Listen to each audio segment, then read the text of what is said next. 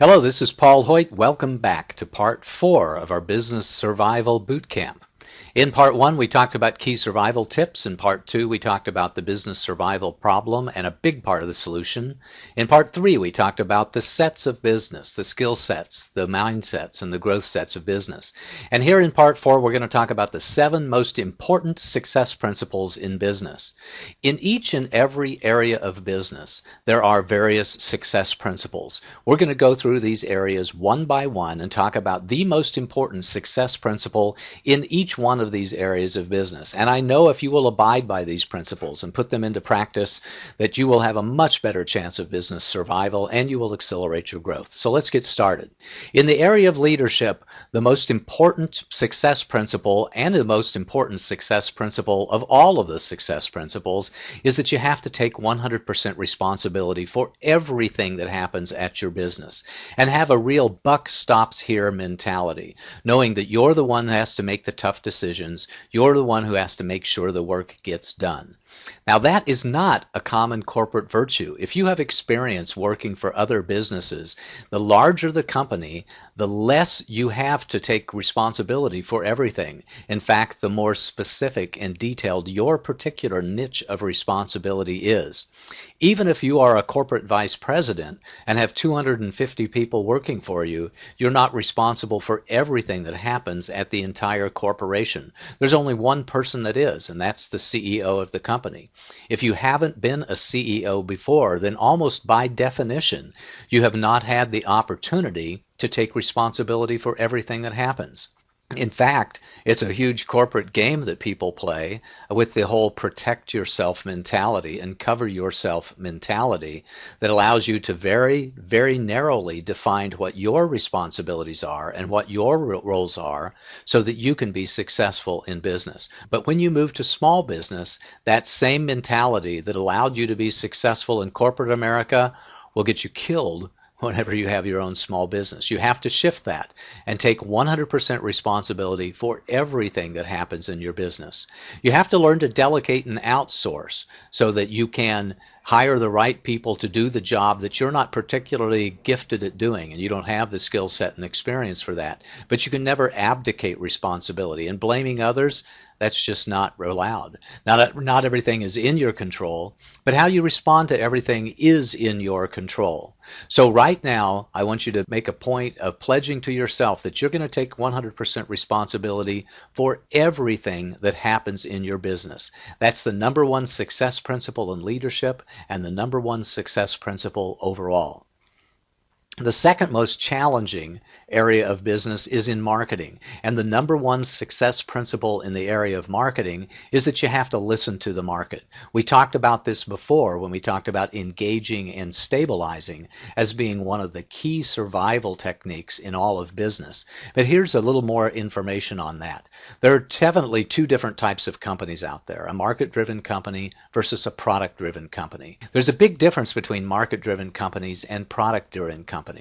With market-driven companies, we listen to the marketplace, but with product-driven companies, we first go create a product or service, and then we try to find a marketplace who will accept our product and service. The reason why it's very important to listen to the market is that market-driven companies can enjoy a 90% success rate, and product-driven companies typically enjoy less than a 2% success rate. So if you want to have your best chance of success, if you really want to accelerate your growth, you have to learn to listen to the market.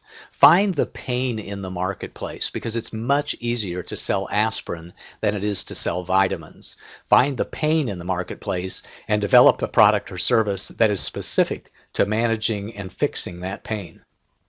Always remember that you are not the market. What you like, what really floats your boat, what really excites you may not be what your marketplace wants and needs. So you have to listen to them instead of listening to yourself. You only get one vote. I only get one vote. The marketplace has many, many votes, and you have to listen to them so that you can lower your cost of customer acquisition. If you have a product that only a few people need, by definition, you're going to have more expense in finding those few people and getting them to buy your products. If you have a product that everybody needs or a lot of people need, then by definition, your cost of customer acquisition is going to be much smaller.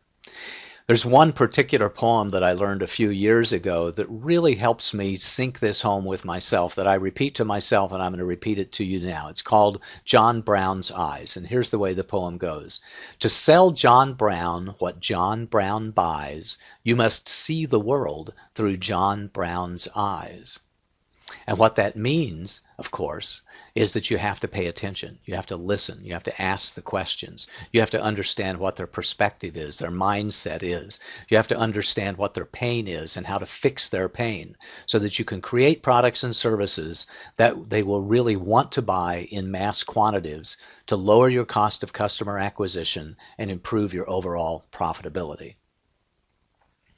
Moving on to the third key performance area of sales, you have to enjoy selling. Somebody at your business has to love to sell. Somebody in your business has to want to jump out of bed every morning, run to the office, pick up the telephone, and talk to a perfect stranger about the value of your products and services. It's really important that you learn not just to be competent in sales, but you learn to enjoy selling.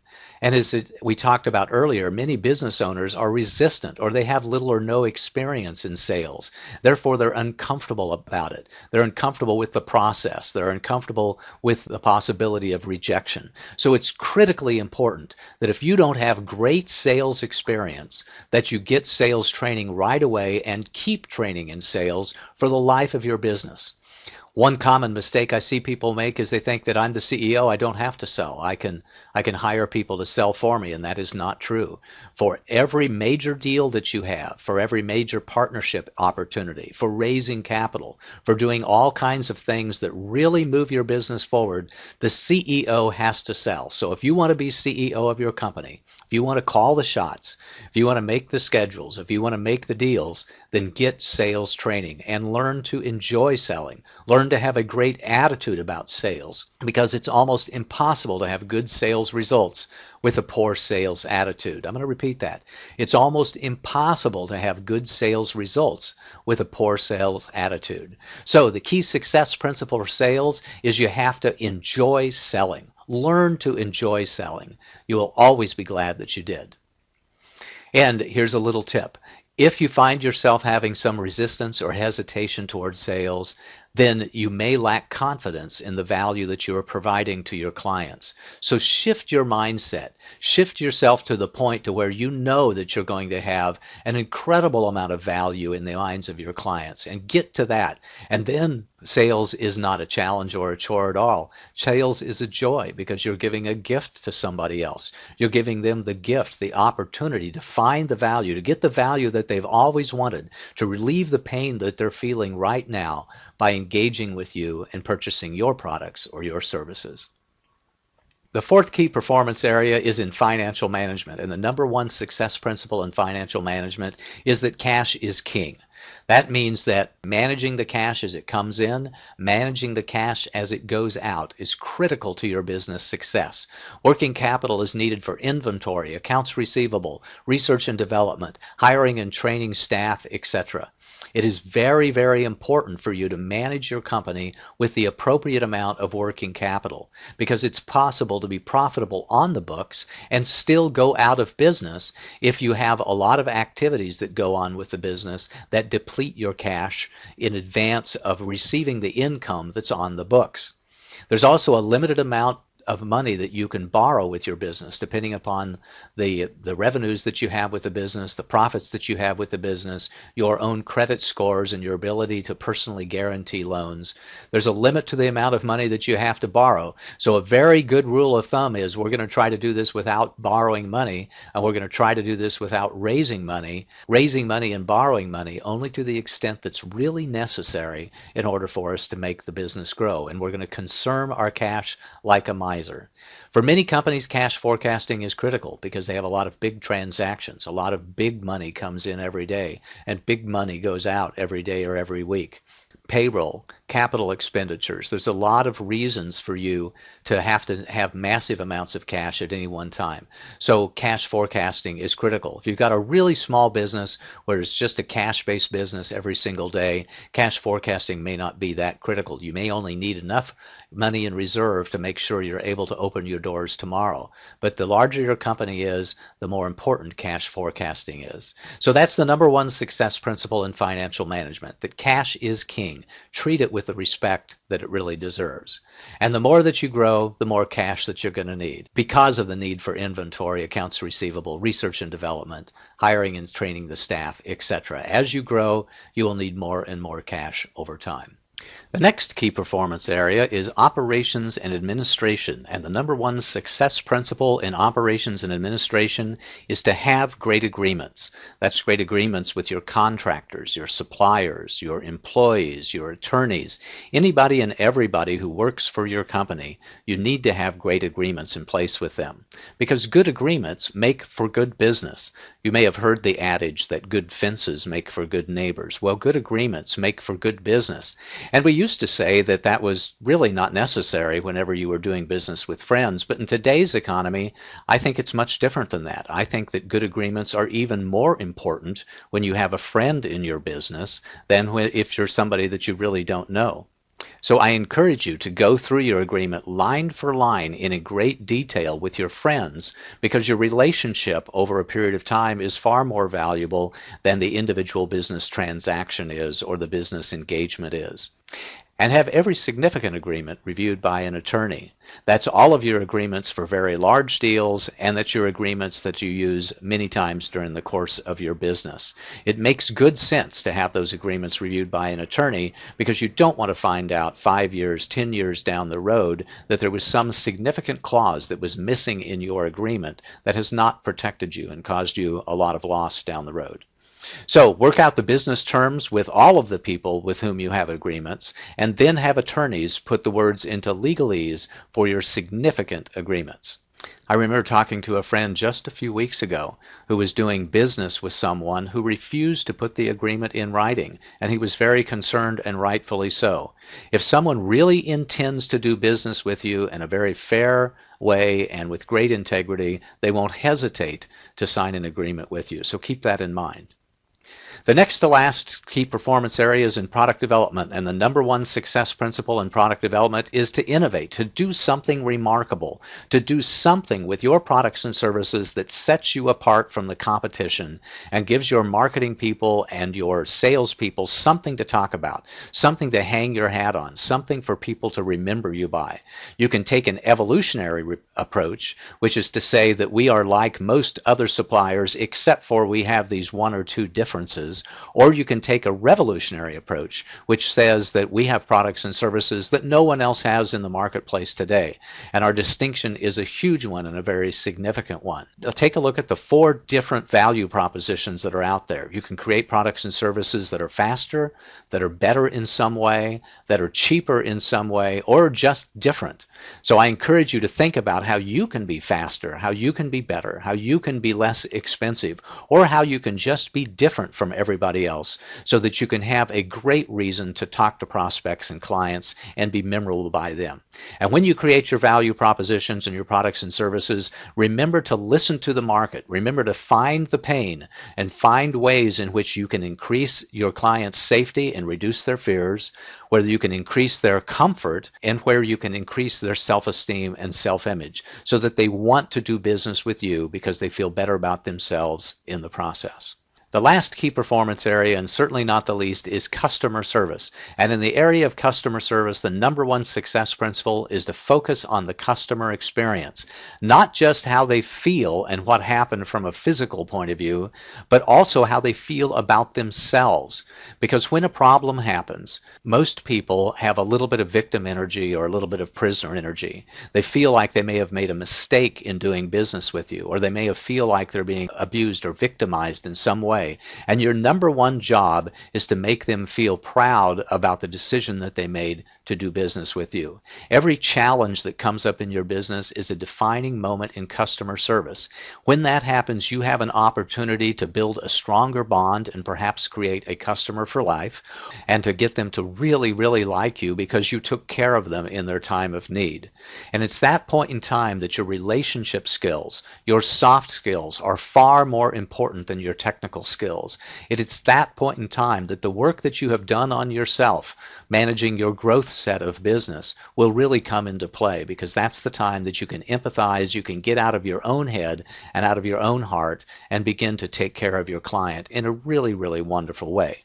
So your job every time that you have one of those defining moments in customer service is to focus on the best possible outcome with great compassion and integrity for your customers.